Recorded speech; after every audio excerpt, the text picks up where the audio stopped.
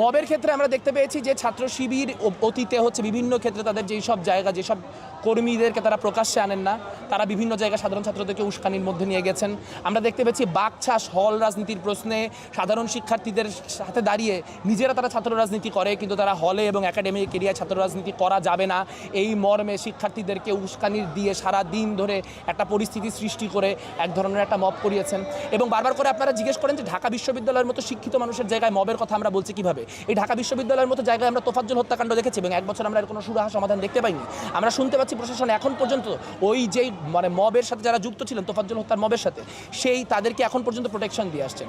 কাজে মবের যে ফিয়ার সেটা আসলে ঢাকা বিশ্ববিদ্যালয়ের কনটেক্সটে একটা বড় ফিয়ার। আমি নিজে আমার হল কমিটিগুলি এখন পর্যন্ত প্রকাশ করতে পারছি না বা দিতে পারছি না যে কালকে যদি আমার আহ্বায়ক কমিটিগুলি প্রকাশিত হয় তাহলে আমাদের ছেলেপেলেদের উপর যে মব হবে না তার তো কোনো নিশ্চয়তা নেই। গতকালকে আমরা দেখতে পেয়েছি যে ছাত্রদল জাতীয়তাবাদী ছাত্রদলের মেয়েরা সম্ভবত ফজিলাতুন্নেসা নূর মুজিব হলে তাদের মনোনয়নপত্র জমা দিতে গিয়েছিলেন। এখন সেখানে নাকি তাদের সময় পার হয়ে গিয়েছিল, কাজে মনোনয়ন তোলার যে সময় সেই সময় শেষ হয়ে গেছিল। এখন আপনি ঠান্ডা মাথায় চিন্তা করেন, ধরেন মনোনয়ন তোলার সময় শেষ, এটা ডিল করবে কে? এটা ডিল করবে হচ্ছে যে এই প্রশাসন এই মনোনয়ন ফর্মটি দিবে তারা, সেখানে অন্য কোনো শিক্ষার্থীর কাজ কি? যদি প্রশাসন মনে করে যে তারা এই কাগজটি দিবে না তাহলে তারা কাগজটি দিবে না, তুলতে দিবে না। সো কাগজটি যদি তারা তুলতে না দেয় এবং ছাত্রদল কোনো গণ্ডগোল করে তখন ছাত্রদলের বিরুদ্ধে আমরা অবস্থান নিব। কিন্তু আপনি মনোনয়নপত্র তুলতে গেলেন, সেটার অথরিটি সম্পূর্ণ পরিমাণে প্রশাসনের হাতে। সেখানে অন্যান্য শিক্ষার্থীরা কেন সেখানে একটা আপনার কি বলবো উত্তেজনাপূর্ণ পরিস্থিতি সৃষ্টি করে একটা অস্থিতিশীল জায়গায় সব কিছুকে নিয়ে যাবে।